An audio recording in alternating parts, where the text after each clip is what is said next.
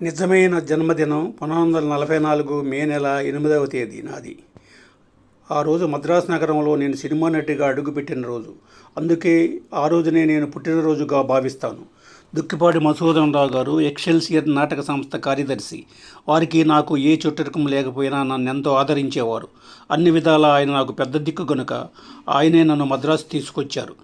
మేమిద్దరం, మాతో పాటు పోలవరపు సూర్యప్రకాశరావు గారు ముగ్గురం రైల్వే స్టేషన్ నుంచి జట్కా బండిలో బయలుదేరి ప్రతిభా ఆఫీస్ దగ్గర దిగాం. సినిమా ప్రపంచంలో నా తొలి అడుగు పడింది. శ్రీరాముడి పాత్రకి కొత్తవాడు వచ్చాడని నన్ను చూడడానికి పెద్దలు వచ్చారు. పీకేటి శివరాం, బలిజేపల్లి లక్ష్మీకాంతం గారు, మేనేజర్ కోటేశ్వరరావు గారు అందరూ నన్ను చూస్తూ రా తమ్ముడు రా అని లోపలికి పిలుస్తుంటే, ఎక్కడి వాడిని, ఎక్కడికొచ్చాను, ఎక్కడో గ్రామంలో పుట్టి తిరిగిన వాడిని, ఈ పెద్దల మధ్యకి వచ్చానా, నా బాల్యదశ గుర్తుకొచ్చింది. గుడివాడ తాలూకాలోని వెంకటరాఘవపురంలో అనే గ్రామంలో పుట్టిన వాడికి, చిన్నతనంలో ఆకతాయిగా తిరిగిన వాడికి, చదువు సరిగా అబ్బని వాడికి, ఆ పాట ఈ పాట పాడుకుంటూ నాటకాల్లో వేషం వేస్తూ పెరిగిన వాడికి సినిమా అవకాశం వచ్చింది. ఏ కళ అయినా వంశానుగతంగా వస్తుందంటారు. కానీ మా కుటుంబంలో ఎవరూ నటులు లేరు. నేనేదో గాలికి తిరిగి గాలి పాటలు పాడేవాడిని తప్ప పాటలు నేర్చుకోలేదు. సంగీతం అసలు తెలియదు. పెదవిరివాడలో 1వ వారం చదువుతున్నప్పుడు మా ఊరు స్కూల్లో హరిశ్చంద్ర వేస్తున్నారు పిల్లలు. నారదుడి వేషం ఎవరు వేయాలి?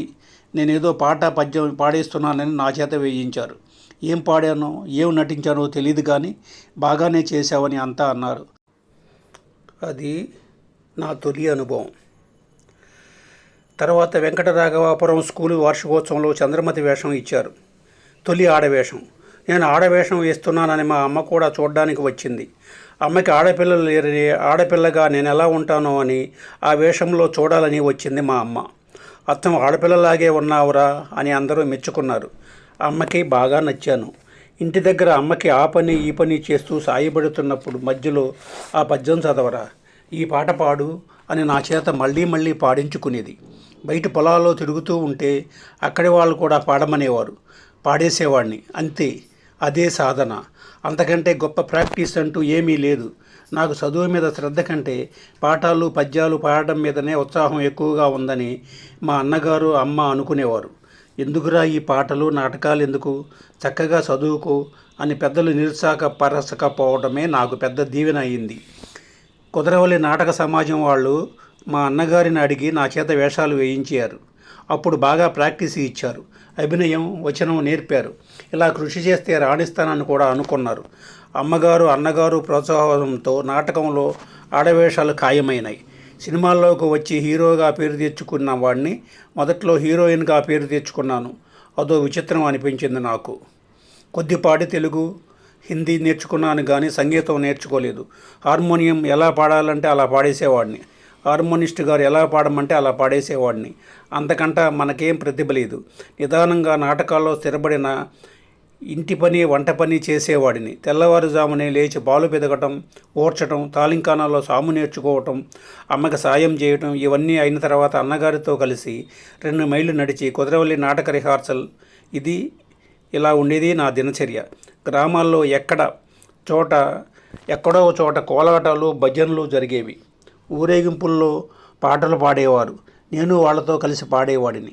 వాళ్ళ ఆడపిల్ల ముఖం, ముక్కు, కన్ను తీరుగా ఉన్నాయనే నాకు ఆడవేషాలు వచ్చాయి. మాకు 25 ఎకరాల పొలం, భూమి ఉండేది. నన్ను చిన్నదొర అనేవారు. ధన సంపాదన చేయాలని, డబ్బుని పొదుపుగా వాడాలని చిన్నతనంలోనే ఉండేది నాకు. పొలాల్లో పనలు కుప్పలు వేస్తున్నప్పుడు కంకులు కింద పడతాయి. అవి కుర్రాళ్ళు ఏరుకుంటారు. ఒక్కొక్కరికి బస్తా వస్తాయి. నేను వెళ్ళి ఏరుకునేవాడిని. ఒక బస్తా అమ్మితే వచ్చే డబ్బుల్లోంచి ఒక పాపులిన్ చొక్కా కుట్టించుకునేవాడిని. అప్పుడు ఎంత అనుకున్నారు? పావలా.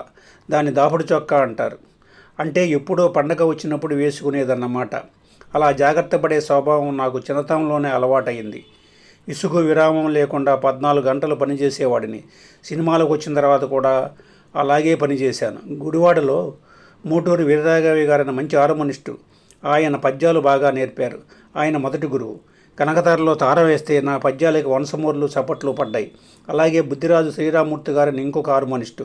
ఆయన దగ్గర నేర్చుకున్నాను. వై భద్రాచార్యులు గారి దగ్గర కొంతకాలం పాటు పద్య పఠనాభ్యాసం చేశాను. భజనల్లో గెంతటం, కోలాటం, చేయటం వల్ల నాకు తాళజ్ఞానం బాగానే ఉంది.